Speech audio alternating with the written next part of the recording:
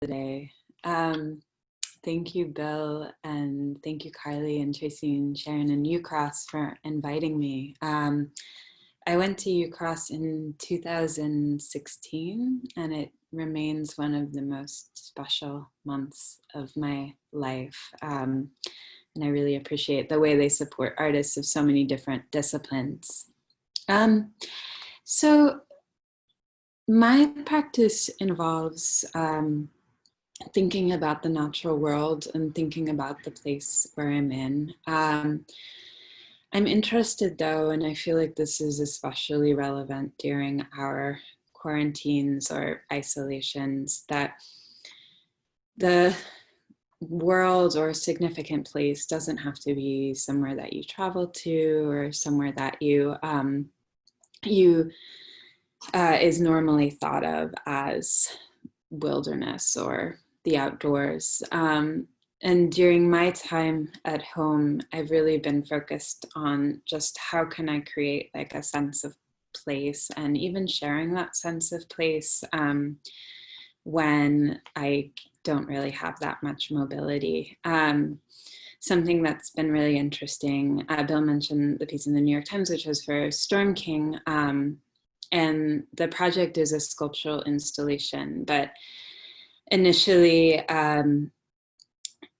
there was going to be a poetry and performance series with artists thinking about place and thinking about landscape. And obviously those gatherings are not possible, and they've moved into the virtual as well. And at first that felt like a bummer. And then now I keep thinking it's this really beautiful thing to be able to extend an idea of environment to people, even when you can't share a place, and in a way that's almost more interesting to me.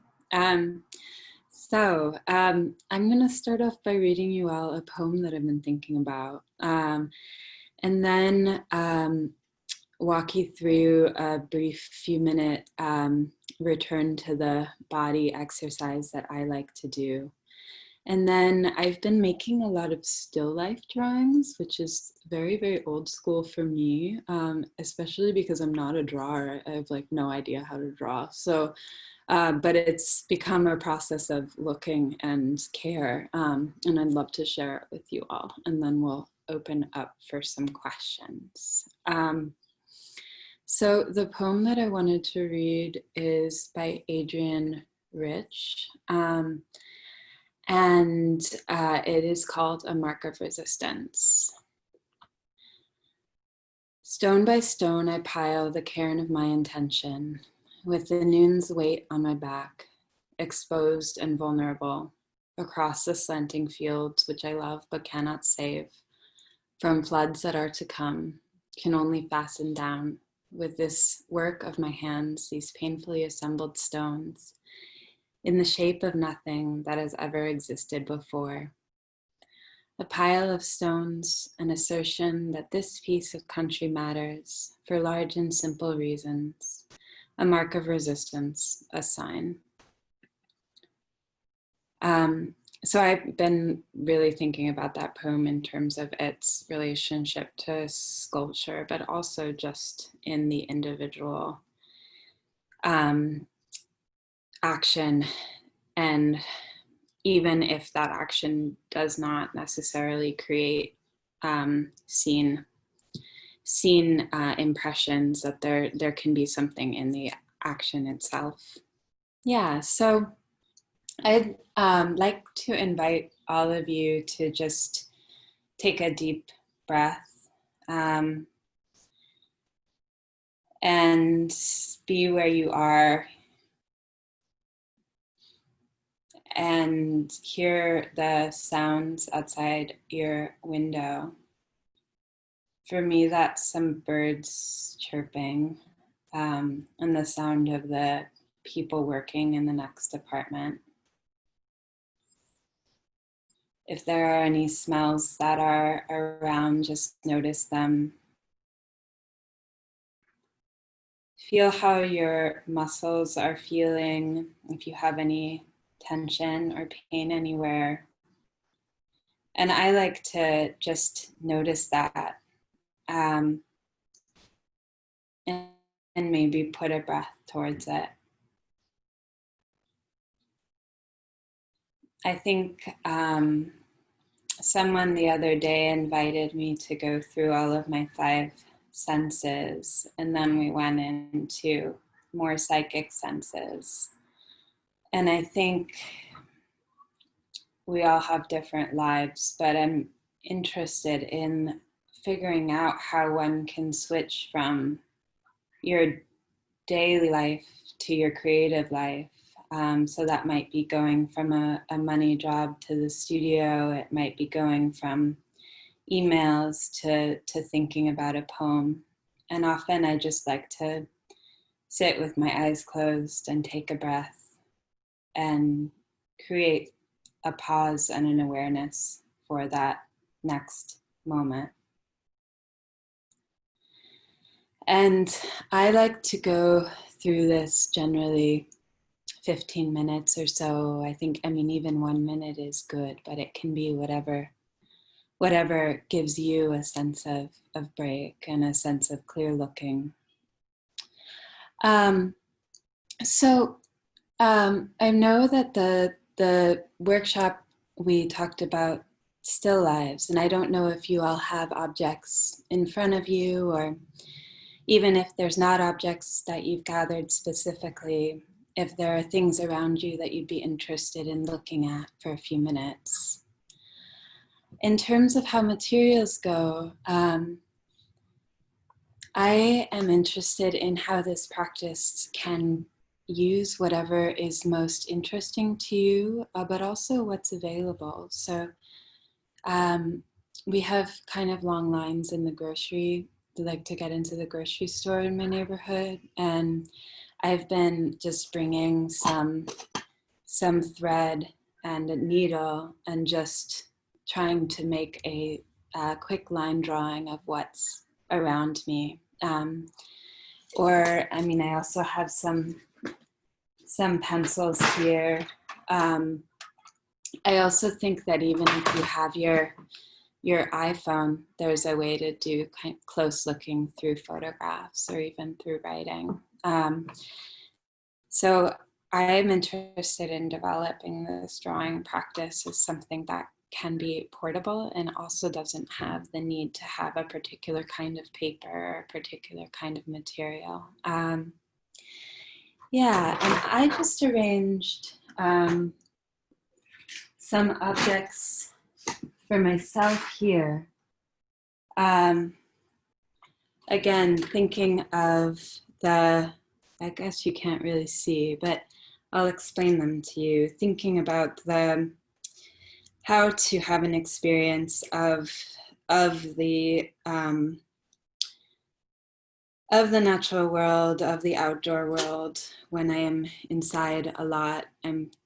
I think sometimes that's just the bug that comes through your window, or the birds. But I also have these things that I've never really gotten the chance to look at so closely. This is a crystal I found in the desert where I grew up, and an elk spine bone. Here is an artwork a friend made me called The Mystery of Satellite 7, of a piece from White Sands, New Mexico, which is a military testing site. It's just a piece of rubble and some sand.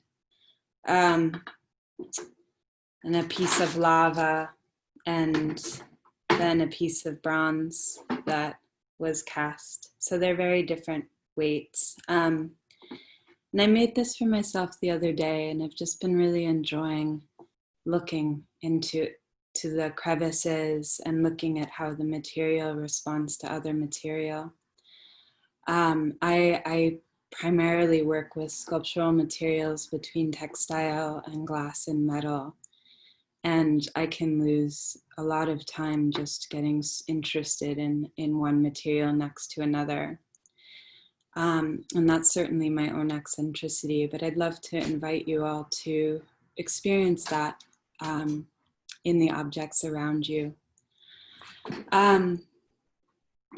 Yeah, and so we have about, 5-7 minutes left. So I would love to just give you this time to make a drawing, because it's wonderful to have 5 to 7 minutes to make a drawing. And while you do that, I'm going to read to you from an essay by Italo Calvino called Lightness. Italo Calvino is a fiction writer, but has this set of essays called 6 Memos for the Next Millennium, and this is the first one.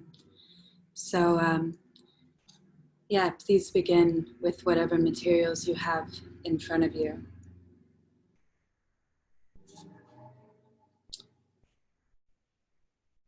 I sometimes felt that the whole world was turning to stone, a slow petrification more advanced in some people and places than in others, but from which no aspect of life was spared, as it was as if no one could escape Medusa's inexorable gaze.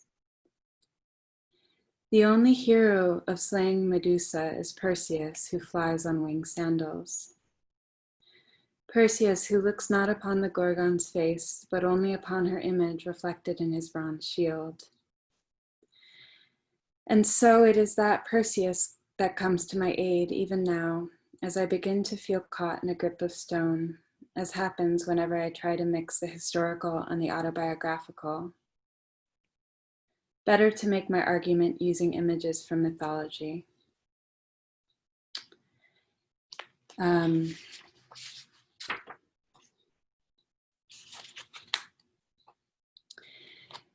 The relationship between Perseus and the Gorgon is complex, and it doesn't end with the slaying of the monster. From Medusa's blood, a winged horse, Pegasus, is born. The heaviness of stone is transformed into its opposite, and with the stamp of a single hoof unmet, Helicon, a fountain springs forth from which the muses drink. In some versions of the myth, it is Perseus who rides this marvelous horse, so dear to the muses, born from the cursed blood of Medusa. The winged sandals, by the way, also come from the world of monsters. Perseus got them from Medusa's sister. As for the head of Medusa, rather than abandoning it, Perseus takes it with him, hidden in a sack.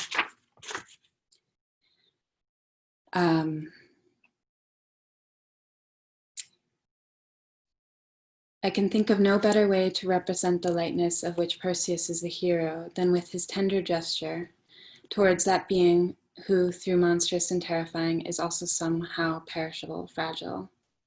But the most surprising part is that the miracle that follows. When the maritime plants come into contact with Medusa, they are transformed into coral, and nymphs wanting to adorn themselves with coral rush to bring more sprigs and seaweed to the terrible head. When the human realm seems doomed to heaviness, I feel the need to fly like Perseus into some other space. I am not talking about escaping into dreams or into the irrational. I mean that I feel the need to change my approach, to look at the world from a different angle, with different logic, different methods of knowing and proving. The images of lightness I'm looking for shouldn't let themselves dissolve as dreams do in the reality of the present and future. Lucretius's De Rerum Natura is the first great poetic work in which knowledge of the world leads to a dissolution of the world's solidity into a perception of that which is infinitely small and nimble and light. Lucretius wants to write the poem of matter, but he warns us from the start that the reality of matter is that it's made of invisible particles. He is the poet of physical concreteness, seen in its permanent, unchanging substance. But he begins by telling us that empty space is just as concrete as solid bodies. His greatest concern seems to be preventing the weight of matter from crushing us. As soon as he lays out the rigorous mechanical laws that govern every event, he feels the need to allow atoms to deviate unpredictably from the straight line, thereby ensuring the freedom both of matter and of human beings. The poetry of the invisible, the poetry of infinite, unpredictable potentialities, even the poetry of nothingness, originate in this poet who has no doubts about the physical reality of the world. I have already mentioned Ovid's Metamorphoses, another encyclopedic poem. For Ovid too, everything can be transformed into new forms.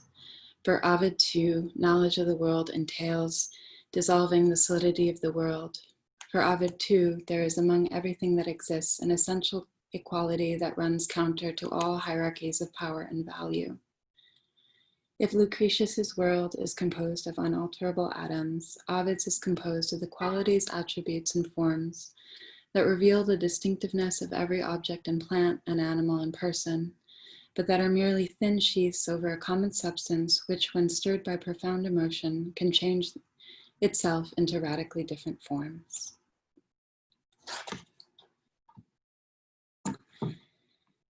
Okay, I really love that passage, that section of the essay. I think whether you're into Ovid or Lucretius or not, I think this idea that that matter is constantly interacting with other matter, to me makes me feel a sense of belonging to my world, to other beings, but also just to the objects that surround me. And so I think a lot about that in terms of a still life practice. And also thinking of everything as just matter and just atoms allows me to feel a sense of freedom to respond to them in the most creative way. So yeah, I think thank you for going through the practice with me, and I would invite everybody to ask questions if they wish to.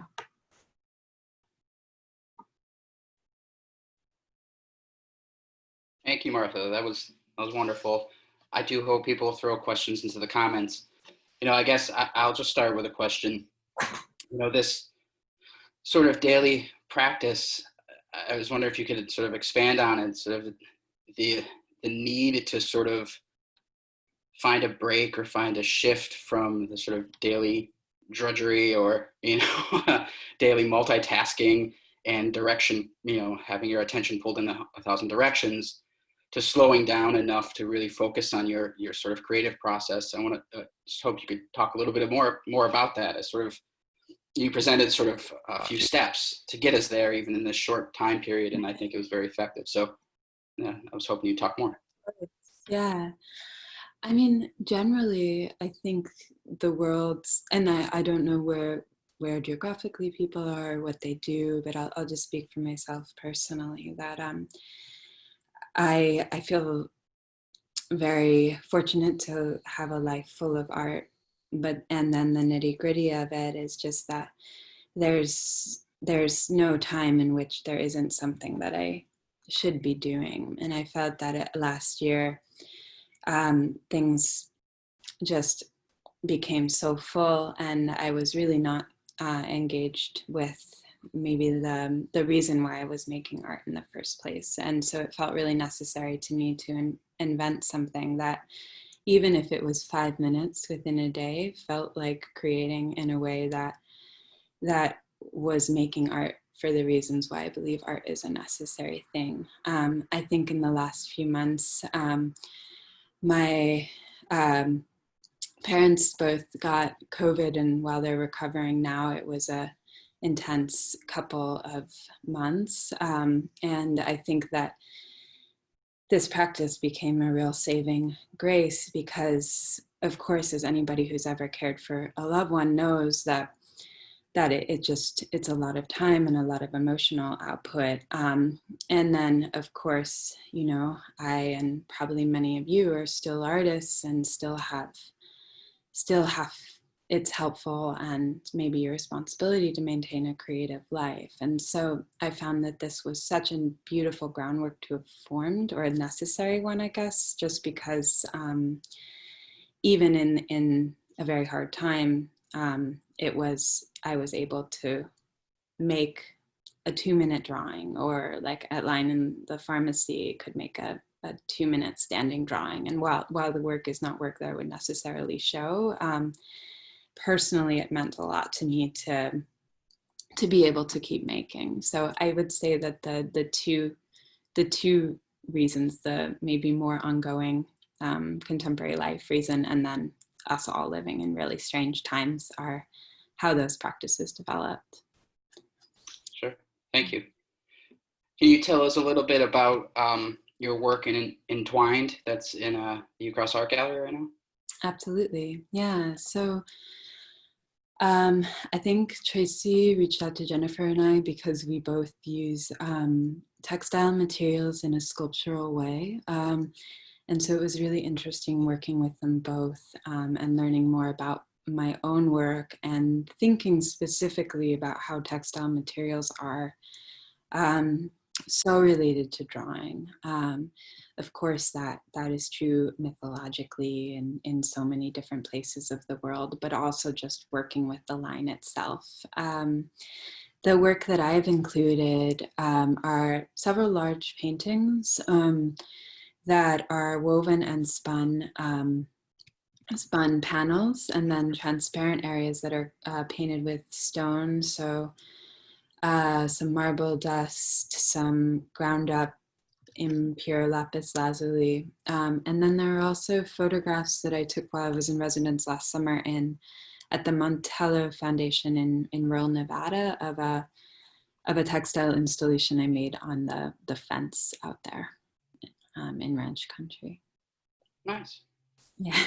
Oh, so we have a question here. While you were making art in public, did that engage interest, comments in those around you?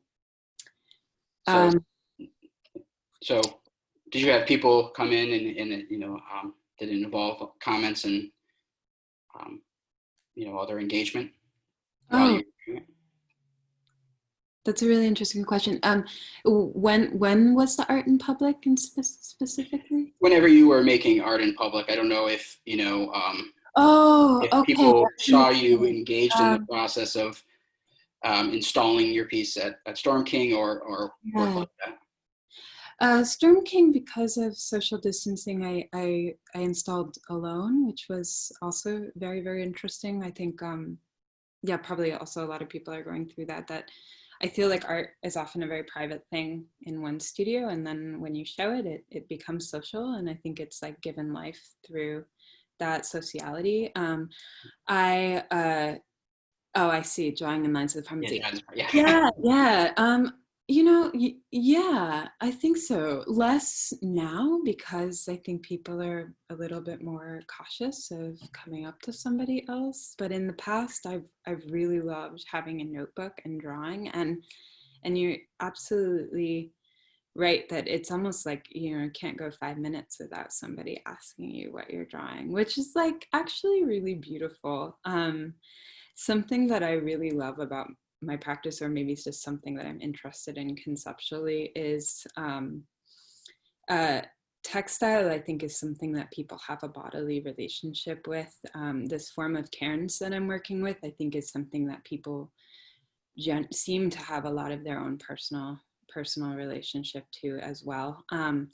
And it's the kind of thing where I might have my own interpretation, but it's something that can spark a dialogue with, any person that you're sitting next to on the plane.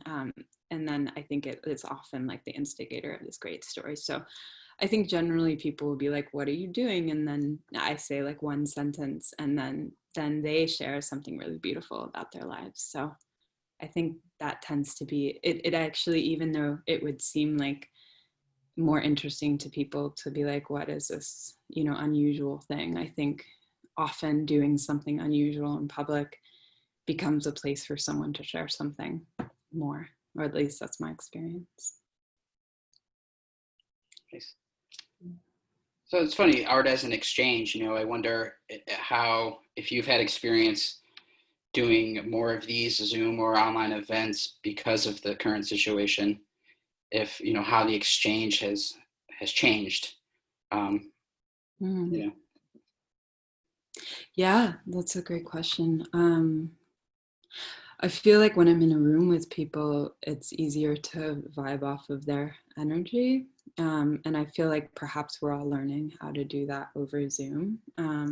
Similar to how of course, it seems counterintuitive to share about place with one another when we're not in the same place. I do actually think it's possible. I think that there will be like Leslie Marmon Silko is a writer I really love, and her novel Ceremony was written while she was in Alaska thinking about New Mexico.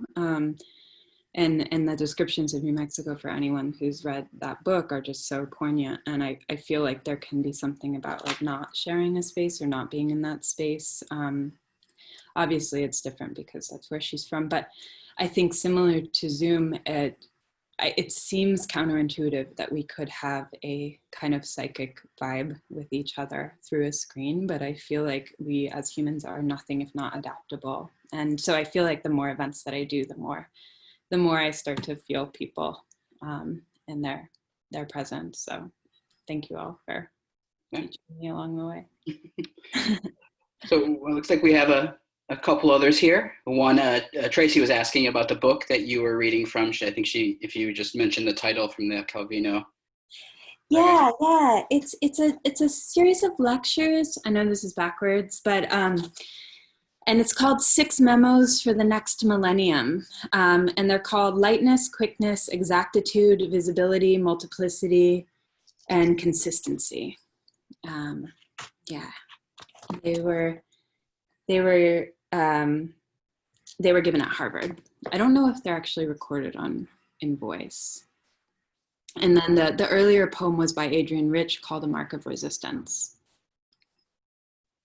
So we have another question here on this one from Carly. It says, during these times of isolation, have you found your focus shifting towards objects you weren't previously as focused on or attentive to? In other words, have these times affected the way you find yourself looking at? Hi, Carly. It's really nice to be in a Zoom room with you. And that's a great question.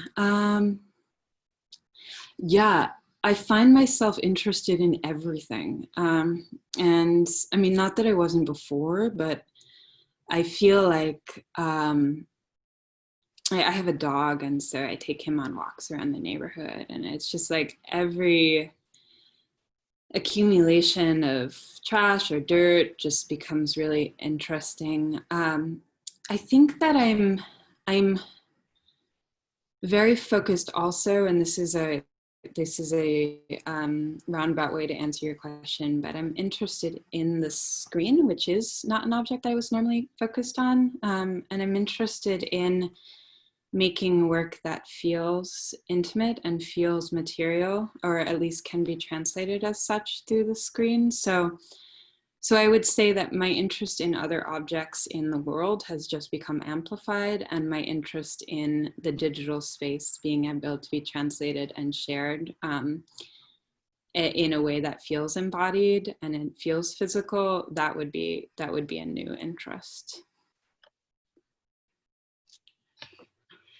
All right. Well, terrific. Thanks everyone for the questions. I think we don't have any more coming in, so I think that's great. I want to thank you for, your time today, Martha, and for walking us through these. I think it's very important for us all, obviously, to slow down and to observe and to, find these moments to shift into our own creative process. And particularly, I think your comment on what it means when we talk about a sense of place right now. It's very difficult for us at Ucross also to, which is so involved in offering a sense of place, to not be able to do that. And, so we look forward to when we can reopen.